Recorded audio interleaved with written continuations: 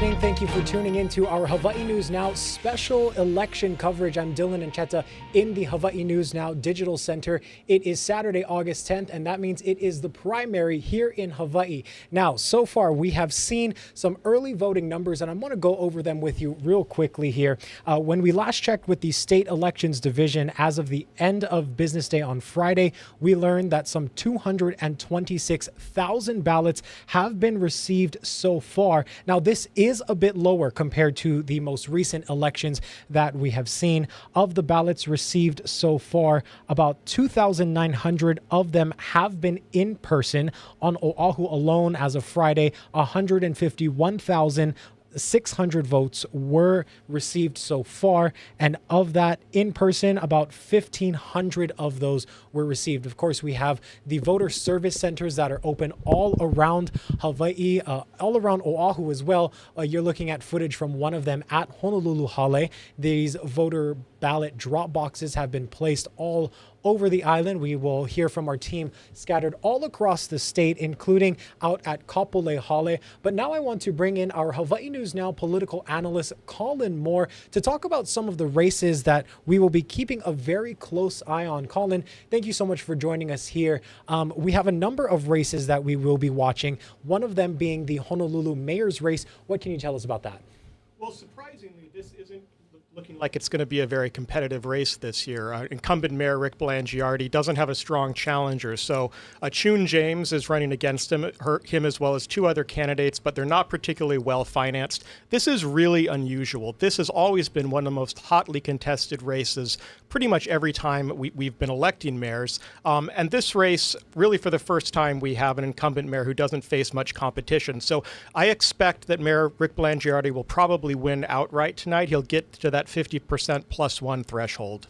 And we also have several other races as well, including another mayoral race happening on Hawaii Island. What can you tell us about that one? Well, this might be the most interesting race, or certainly one of them we're going to see tonight. The Hawaii Island mayoral race is extremely competitive.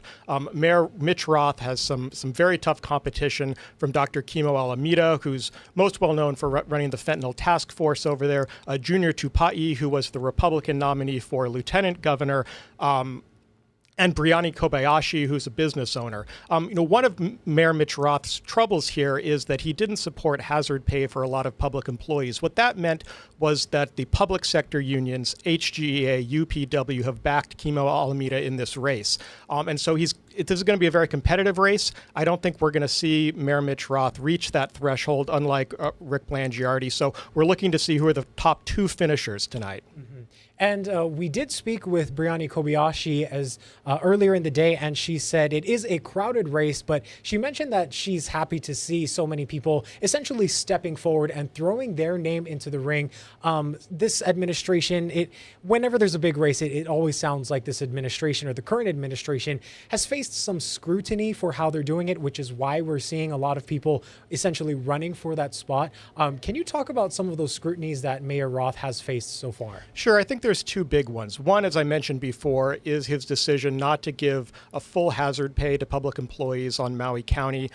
The second is, I think, a variety of wastewater management problems on the Big Island, continued frustration over the cost of living, the slow pace of authorizing permits. And so that partially has motivated these candidates to turn out. Sometimes it's a little hard to tell why you get so many candidates turning out for a race, but I think there is a perception among many of those candidates that he can be beaten. So we'll see tonight. I think it is very likely that we're going to need to wait until the general election, that this race will continue on until November. And for those who are unfamiliar, you mentioned some races tonight could be decided by that 50+1 majority. Could you talk about that process a little bit? Sure. So for nonpartisan races, if you get to 50% plus one, a full majority, you will be elected outright tonight. Of course, if you don't have any competitors, you're going to be elected already. If there are only two people in the race, so that if there's only a primary, you could be elected outright tonight. So there are some races where we will see some full-on victories tonight. Okay, got it. And we also have another race, another hot race that we are watching. It is the Senate District 25 race. To go over some details in this one before I let you analyze the race here, this is in Kaka'ako, where House Speaker Scott Saiki faces Kim Koko Iwamoto. And this is a close winner-take-all primary. Saiki won by less than 200 votes in 2 prior elections. And Iwamoto is once again mounting a strong campaign against him. With a population of over 25,000 residents, District 25 covers Makiki, Punchbowl, Nu'uanu, Dowsett Highlands, Pacific Heights, and Pauoa. And this is a very interesting race again, because as we mentioned, Iwamoto is no stranger to campaigns. And in fact, she lost to Saiki by 167 votes in 2020 and 161 votes in 2022. So Colin, can you analyze why is this race so close? Well, partly it's because both candidates are so well financed and well known, right? Scott Saiki is the Speaker of the House. He has spent hundreds of thousands of dollars defending his seat. And Kim Koko Iwamoto is a strong campaigner who has spent a great deal of money herself running in this race. It's also a pretty ideological race. Kim Koko Iwamoto is representing herself as an agent of change, as a progressive candidate. And Scott Saiki, of course, represents, in her mind, the status quo, because he's the current Speaker of the House. This is also a very difficult district to campaign in. Like you mentioned, this is Kaka'ako. This is mainly high-rises and condos. A lot of new people coming into that community. So it's a race that has to be fought really through flyers, which makes it very expensive to run. It's very hard to go door to door. But I also think people think of this as one of the more clearly ideological races, that voters will have a choice between someone, Kim Koko Iwamoto, who very clearly identifies herself as a strong progressive, and Scott Saiki, who would probably characterize himself as a pragmatic Democrat. The outcome could be huge, though, because, like I said, Scott Saiki is the Speaker of the House. If he happens to lose this race, it's not clear how that will shake up the leadership of the entire House of Representatives here. He's been Speaker for quite some time. He's a powerful Speaker. So we'll see what happens. But a lot is riding on this race, and I know that Speaker Saiki has campaigned heavily on the very significant tax cuts that was granted this last legislative session. But I don't think anyone knows how this is going to work out tonight, because it's been so close for the last 2 times, like you mentioned, under 200 votes. And so this is one of the hottest races. It's one of the ones we're going to be watching most closely. Mm-hmm. And you mentioned the difficulties with campaigning and going door to door when so many of your constituents live in high rises. Is there any indication even any polling that shows, does anyone have a lead over the other in this race? Well, unfortunately, we don't have any public polling. We don't actually have any public polling for any race tonight. So in some ways, we're flying blind. I suspect that it's also going to be another very closely fought race. I will say that Speaker Saiki seems to have been quite responsive to some of the concerns his constituents has had over the last 2 races. I know he spent an enormous amount of money, but I don't have a prediction for this race. We'll know more after the first printout. Yeah, so essentially it could be anyone's election in that case there. That's right. And we want to go back to Hawaii County, because there's another interesting race that you mentioned. Tell us about this one. Oh, okay. So this is the Hawaii County Council District 1 race. And I think this is mainly interesting because you have BJ Penn running, after he ran, tried to run for governor. He's running against an incumbent, and I think BJ Penn sees himself as an important agent of change over there. I think this will give you an indication of how much of an appetite there is in Hilo for the kind of populist message that BJ Penn is bringing. Now, a lot of people, and this is purely based off of social media, but based off of BJ Penn's last campaign and some of the things, the statements that he's been putting out on social media, a lot of people online are kind of concerned for him. Do you think his run for governor was enough to get enough name recognition in a smaller race like this? Well, I don't think BJ Penn needed help with name recognition. I mean, right, everyone in Hawaii knows who BJ Penn is. I think the concern with BJ Penn is, can he govern in a serious way? Is he going to be a serious candidate and really lay out the policies, be the person who's going to sit there through the tax hearings?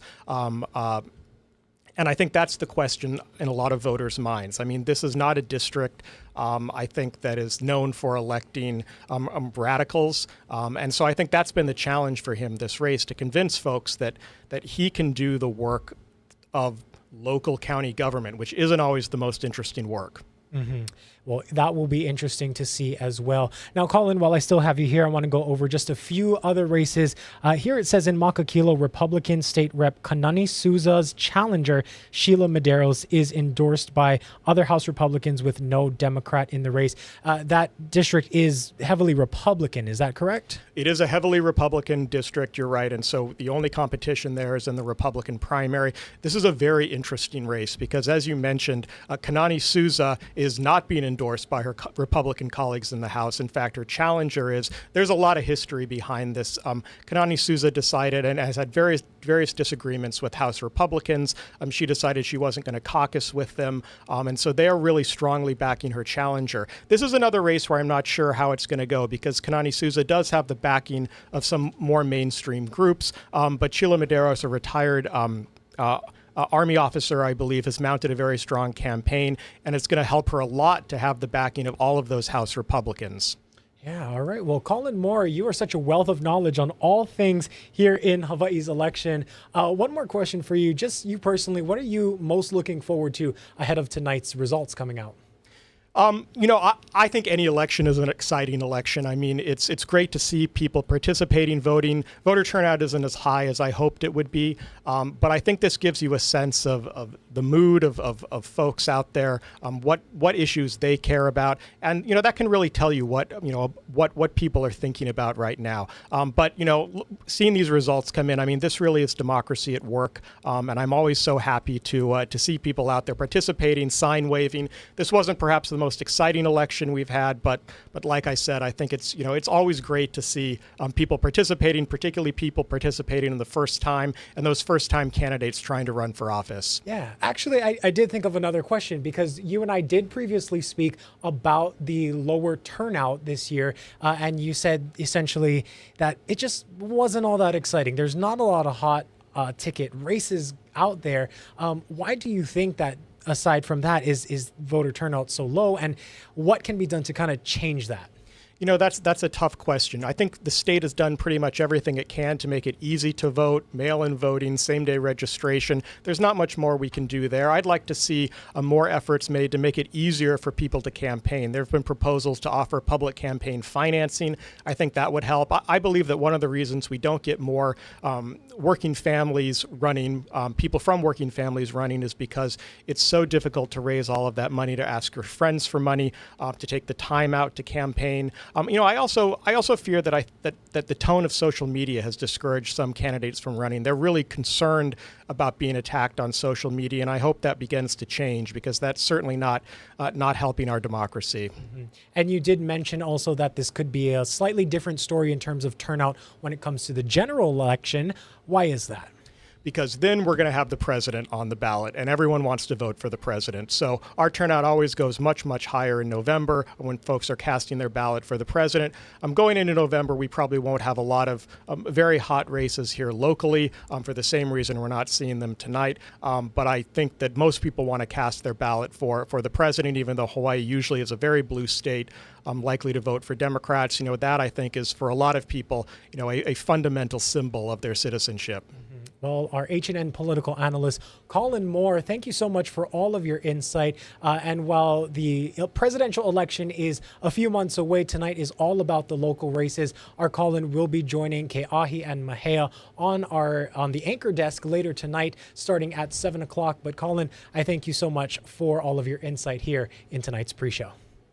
Let's turn now to some of the team coverage that we have all across the state. Let's go to our Daryl Huff, who is at the state capitol and has a preview with what we can expect there. I'm in a state Senate chamber where right now they have a couple of scanners that are passing ballots through. These are some of the roughly 230,000 ballots that have been collected since they began early voting a couple of weeks ago. We're told that up until last night, there were 226,000 mail-in votes and about only 3,000 people who walked into those voter centers. Tonight, we're expecting to get two printouts before midnight. One was going to come after 7 o'clock. Last election, it came out almost 8 o'clock, as there were a lot of people in line to vote because that was a very busy election. We don't expect to see quite that long a wait. Once the polls have closed at 7 and they're sure that the last voter has voted, they release that printout. That printout will be gigantic. at least 85%, maybe more, of all the votes. And so only the most closest of races, 1 and 2% differences, are not going to be clear who the winner is on that very first printout. The second printout will come out about 10:30 or so, probably a little bit later than that. That printout will not have very many people on it. It will just have the people who walked in to vote over the last few weeks. And again, that shouldn't be more than about 4,000 or 5,000 votes. And then early tomorrow morning, they're expecting to have a third printout that will include all of the votes that were received today in the mail, because we accept in Hawaii votes in the mail up till 7 o'clock, that last mail drop. And so that could be another 40 or 50,000 votes. That could swing some races. So the ones that are super close tonight, we will not be calling because of that big batch of votes that will come in late tomorrow morning. So we'll be watching here also for anything else that goes wrong, any glitches we hear about. This is the first place we'll hear. And we'll also be telling you when the polls have closed and when you can expect that first printout. Reporting from the State Senate Chambers, Election Central, Daryl Huff, Hawaii News Now. Thank you so much, Daryl. And as we mentioned, the strict deadline to get your ballots in is 7 o'clock. Every year we have a live camera outside of Honolulu Hale where the voting service center is. And we often see people running up to that ballot drop box, and the workers there, they close it exactly at 7. So if you have not mailed your ballot in, it is best to get it down in person to the voter service centers or one of the drop boxes. And in fact, let's turn now to our Stephanie Lum, who was there at Honolulu Hale earlier today. She filed this report.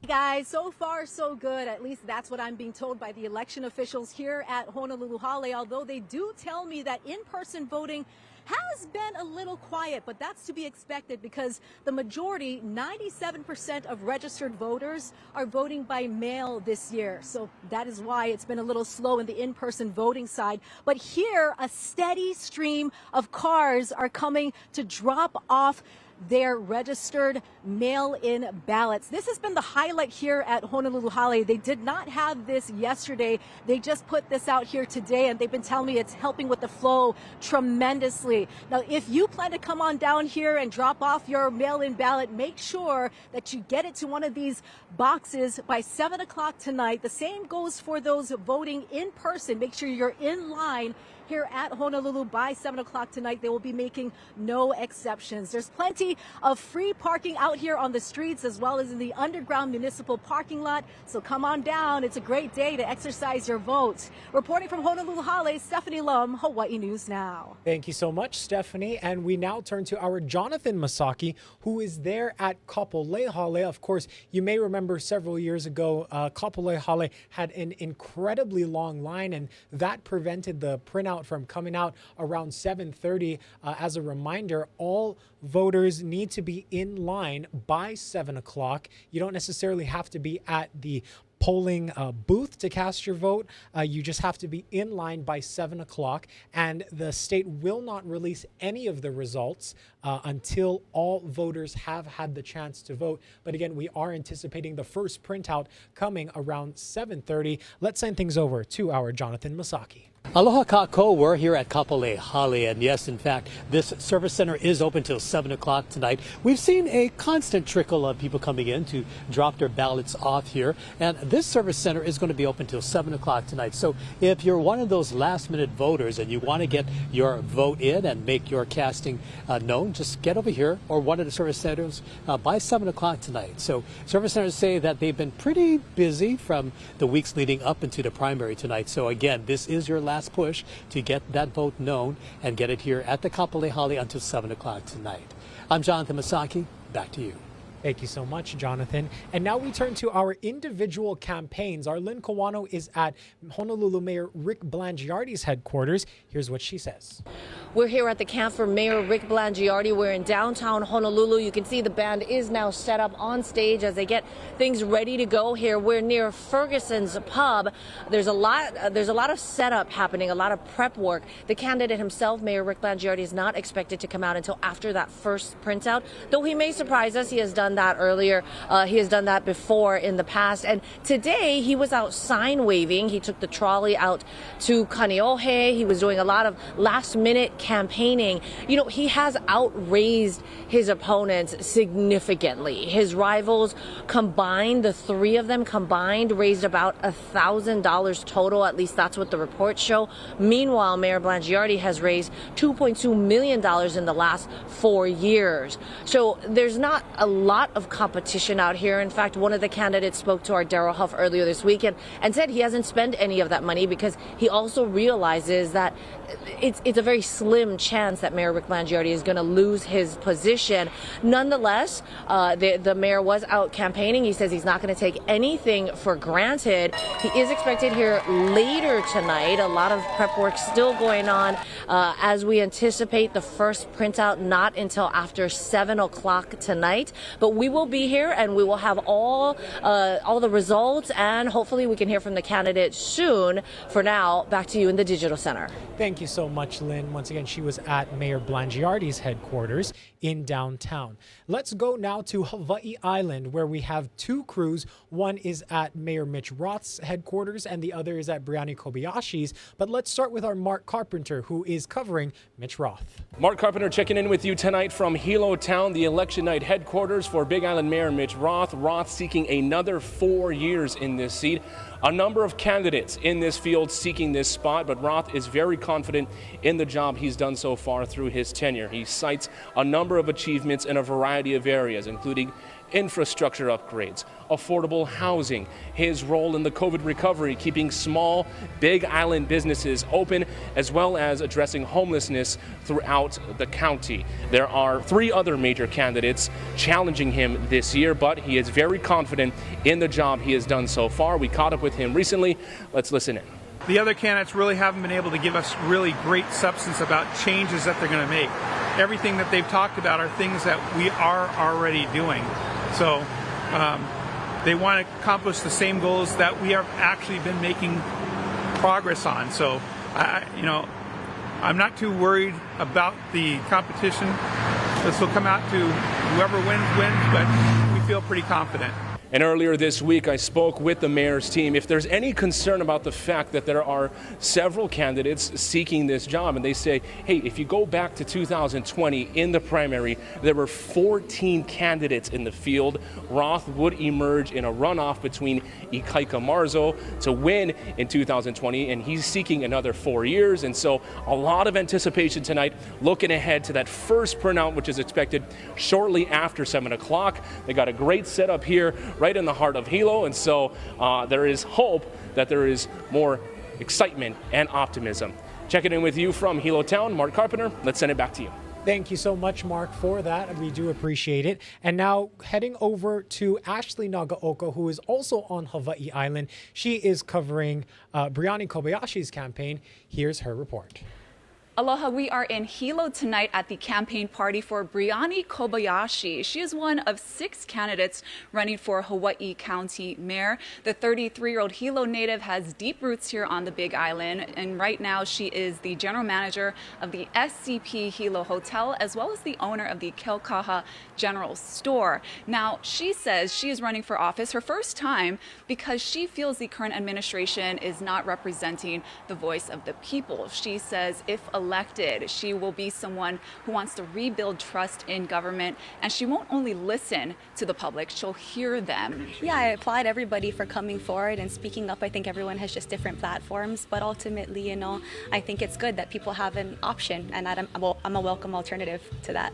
Coming up later on our special election coverage, hear more about her top priorities, as well as how she secured a very rare endorsement from former Big Island Mayor Harry Kim. We're in Hilo tonight. Ashley Nagaoka, Hawaii News Now. Thank you so much, Ashley. And like we mentioned, we have team coverage all across the state. We also have our Chelsea Davis over on Maui. You will be seeing her a bit later in our on-air special coverage. We want to turn now to an interview with the state chief elections officer, Scott Nago. He talked about some of the concerns surrounding ballot security.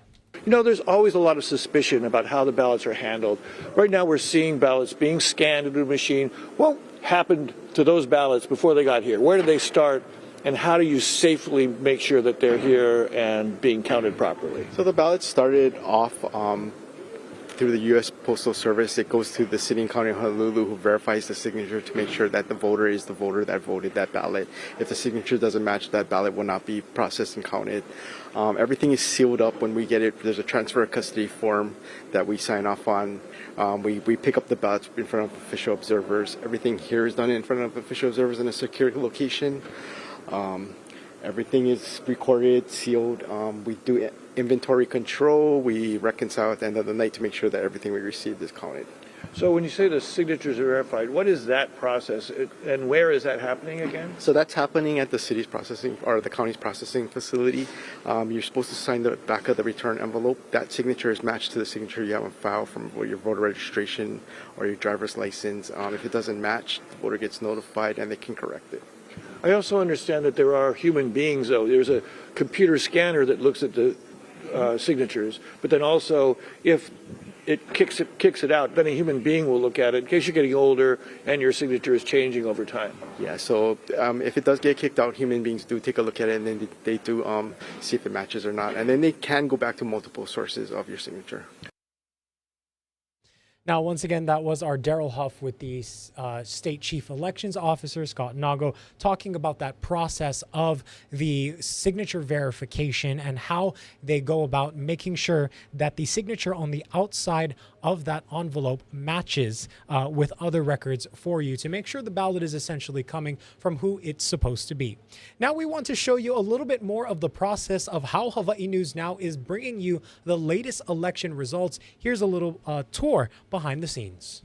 Now, as we prepare for tonight's election coverage, we want to show you some behind the scenes of how this operation works, what it takes for the Hawaii News Now team to bring you the latest coverage. Now, we're in the control room now. Let's take a look. This is what the show will look like as it is happening behind the scenes. You have Derek there calling the shots along with Kainoa, and they are working hard communicating with our field crews and our in-studio crews to make all of this happen. On the other side, we have our TMP folks there. They are making sure that all the cameras are hitting their marks when they should be, and this is what it looks like behind the scenes. Now, later tonight, once the actual results start coming out, it's going to be a lot more hectic than it is right now. They're doing a test run right now, but a lot of excitement is going to be happening in this very room, the control room. Now, this is what it looks like on the main set. We'll have Keahi and Mahea anchoring our election coverage here all night, as once again, you can see our field crews are doing their tests from all of their live shots all across the state. We have people from here on 3, 2, 1. We have our Lynn Kawano out there, and we also have teams here on Oahu, on Maui, and we have 2 crews on Hawaii Island, so there's a lot to keep an eye out.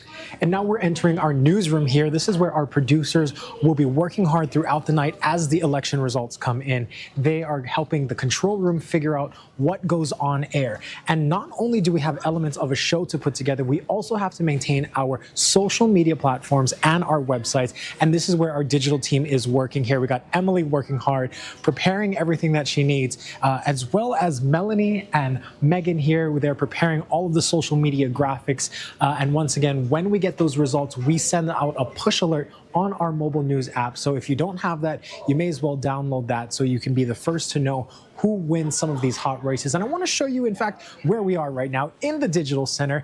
Throughout the night, also some guests will be coming in here to do some special interviews with us. And this is essentially where we will be doing a lot of fun digital and social things here. So that is the Digital Center. We work very closely with our digital team as well as our producers. And let's take a look inside our conference room here.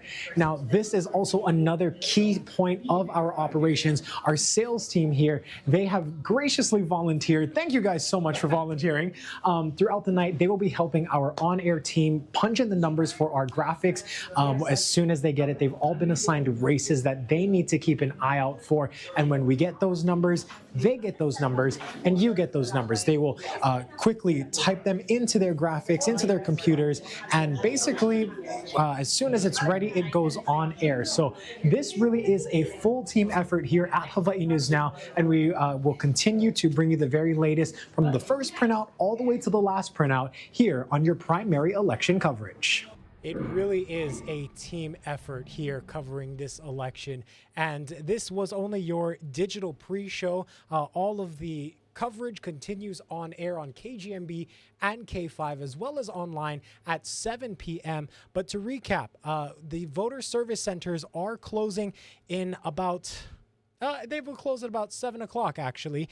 And so you still have time to get your ballot into the mail, into the drop box centers. And we have about 7 minutes from right now in this very moment. Hopefully, you know, if you have not yet dropped off your ballot, you are either in line to do so or already at one of those voter service centers, because there is a very strict deadline of 7 o'clock. All the ballots must be in by that time in order to be counted. And we have our teams spread out across the entire state. To recap some of the other hot races that we are watching, once again, Honolulu Mayor Rick Blangiardi is up against 3 others in this race here. Over on Hawaii Island, it is a crowded race with Mayor Mitch Roth going up against a number of others there. And it will be very interesting to see the results once they come out, as well as Senate District 25. In recent years, this race has been determined by just over 150, 160 or so votes. So there could be another very close election here.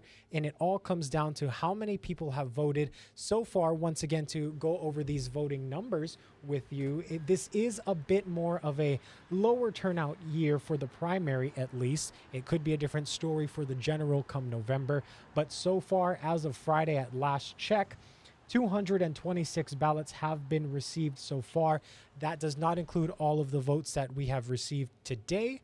So we will see how that plays out. And also, the first printout, again, is expected around 7:30. Granted, all voters have voted. Everyone in line must have a chance to go through their voting process before any announcements, any results can be released. And so we will see how long that takes to get the first printout. And the first printout will be very crucial because we are expecting to see a good chunk of the results, at least 85% of the votes that were cast early. We are expecting that in the first printout. And so if there are landslide races tonight, many races could be called with the very first printout. So we will have to see just how big of a margin some of these races are being called by. So we will keep a very close eye on that. And we do appreciate you tuning in to Hawaii News Now. This is your special election primary coverage.